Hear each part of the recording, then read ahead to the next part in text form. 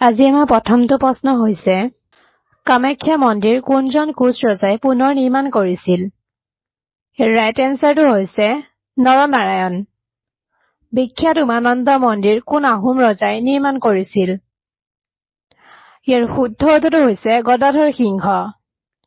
নীলাচল পাহাৰত কি মন্দিৰ অৱস্থিত? ইয়াৰ ৰাইট এনচাৰটো হৈছে কামাখ্যা। কোন আহোম ৰজাই নৱগ্ৰহ মন্দিৰ নিৰ্মাণ কৰিছিল? ইয়াৰ শুদ্ধ উত্তৰটো হৈছে ৰাজেশ্বৰ সিংহ। সংগীত নাটক একাডেমী বঁটা লাভ কৰা প্ৰথম অসমীয়া মহিলা কোন? ইয়াৰ শুদ্ধ উত্তৰটো হৈছে প্ৰতিমা পাণ্ডে বৰুৱা।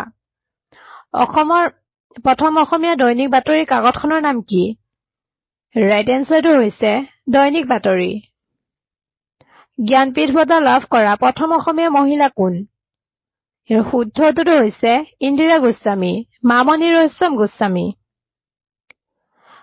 ভাৰতৰ প্ৰথম অসমীয়া মুখ্য ন্যায়াধীশ কোন? ইয়াৰ শুদ্ধ উত্তৰটো হৈছে ৰঞ্জন গগৈ। পিছৰ প্ৰশ্ন, শ্ৰেষ্ঠ বৈশিষ্ট্যপূৰ্ণ ছবিৰ ৰাষ্ট্ৰীয় চলচ্চিত্ৰ বঁটা লাভ কৰা প্ৰথম অসমীয়া ছবি কোনখন? ইয়াৰ শুদ্ধ উত্তৰটো হৈছে হালধীয়া চৰাইৰ বাওধান খায়। প্ৰথম ছপা অসমীয়া কিতাপখনৰ নাম কি? ৰাইট এনচাৰ ধৰ্ম পুস্তক। অৰ্জুন বঁটা লাভ কৰা প্ৰথম অসমীয়া মহিলা কোন? শুদ্ধ উত্তৰটো হৈছে মনালিছা বৰুৱা। পিছৰ প্ৰশ্ন, কোনখন চহৰক অসমৰ মানচেষ্টাৰ বুলি জনা যায়? শুদ্ধ উত্তৰটো হৈছে শুৱালকুছি। নেক্সট কুৱেশ্যন, কোনখন দলঙে যোগীঘোপাৰ সৈতে পঞ্চৰত্নক সংযোগ কৰে? ইয়াৰ শুদ্ধ উত্তৰটো হৈছে নৰনাৰায়ণ সেতু। লুইতকৈ বুলি কাক জনা যায়? ৰাইট এনচাৰ ৰুদ্ৰ বৰুৱা। কোন বছৰত বগীবিল দলং উদ্বোধন কৰা হৈছিল? শুদ্ধ উত্তৰটো হৈছে 2018 চনত। এছিয়ান গেমছত স্বৰ্ণ পদক লাভ কৰা প্ৰথম অসমীয়া মহিলা কোন? Right answer Hima Das. India against itself নামৰ গ্ৰন্থখন কোনে ৰচনা কৰিছিল? Right answer Sanjib Baruah. প্ৰথম অসমীয়া উপন্যাসখনৰ নাম কি? ৰাইট এনচাৰটো হৈছে ভানুমতী। কোনজন আহোম ৰজাক খুৰা ৰজা বুলি জনা যায়? শুদ্ধ উত্তৰটো হৈছে চুকলেংমুং। অসম বিধানসভাৰ প্ৰথম অধ্যক্ষ কোন আছিল? ইয়াৰ শুদ্ধ উত্তৰটো হৈছে বাবু বসন্ত কুমাৰ দাস। পিছৰ প্ৰশ্ন, কোনজন অসমীয়া সাহিত্যিকক উপন্যাসৰ সম্ৰাট বুলি জনা যায়?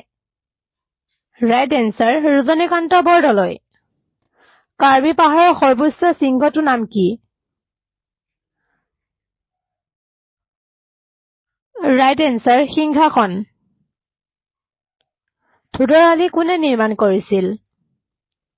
ৰাইট এনচাৰ গদাধৰ সিংহ। অসমত কোনে চাহ আৱিষ্কাৰ কৰিছিল? শুদ্ধ উত্তৰটো হৈছে ৰবাৰ্ট ব্ৰুচ। আহোম ৰাজ্যৰ শেষৰজন ৰজা কোন আছিল? ৰাইট এনচাৰ পুৰন্দৰ সিংহ। পিছৰ প্ৰশ্ন, কোনটো অঞ্চল পৰিচালনা কৰিবলৈ শদিয়াখোৱা গোহাঁই পদটো সৃষ্টি কৰা হৈছিল? Right answer Chutia kingdom. কোনজন আহোম ৰজাক দিহিঙীয়া ৰজা বুলি জনা যায়? ইয়াৰ শুদ্ধ উত্তৰটো হৈছে চুহুংমুং।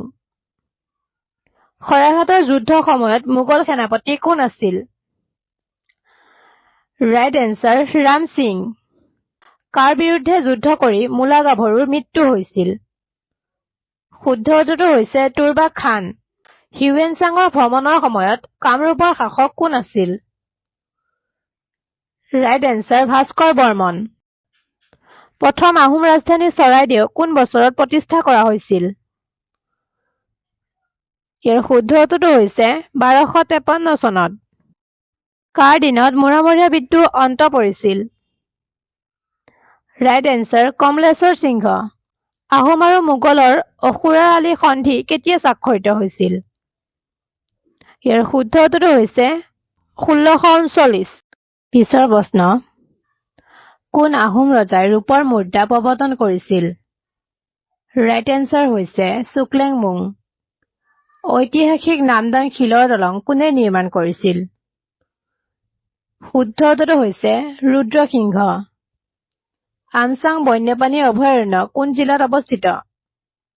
ইয়াৰ শুদ্ধ উত্তৰটো হৈছে কামৰূপ মেট্ৰ। পানীদিহিং চৰাই অভয়াৰণ্য কোনখন জিলাত অৱস্থিত?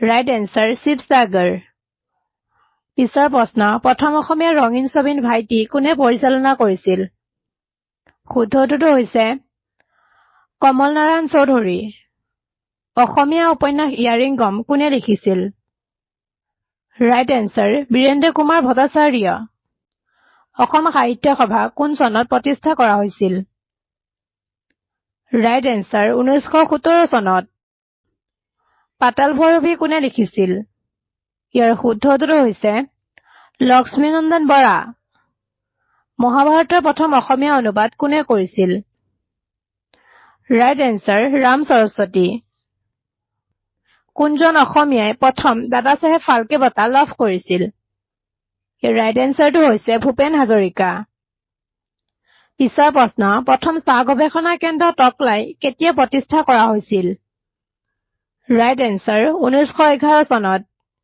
এছিয়ান গেমছত পদক লাভ কৰা প্ৰথম অসমীয়া কোন ইয়াৰ শুদ্ধ উত্তৰটো হৈছে ভোগেশ্বৰ বৰুৱা অৰ্জুন বঁটা লাভ কৰা প্ৰথম অসমীয়া মহিলা কোন ৰাইট এনচাৰ মনালিছা বৰুৱা 1947 চনত স্বাধীনতাৰ সময়ত অসমত কিমানখন জিলা আছিল শুদ্ধ উত্তৰটো হৈছে 13খন বৰদলৈ ট্ৰফী কোনটো খেলৰ সৈতে জড়িত ইয়াৰ শুদ্ধ উত্তৰটো হৈছে ফুটবল আজি আমাৰ শেষৰটো প্ৰশ্ন কোন চনত অসমত প্ৰথমবাৰৰ বাবে ৰাষ্ট্ৰীয় ক্ৰীড়া খেল অনুষ্ঠিত কৰা হৈছিল ৰাইট এনচাৰ 2007 চনত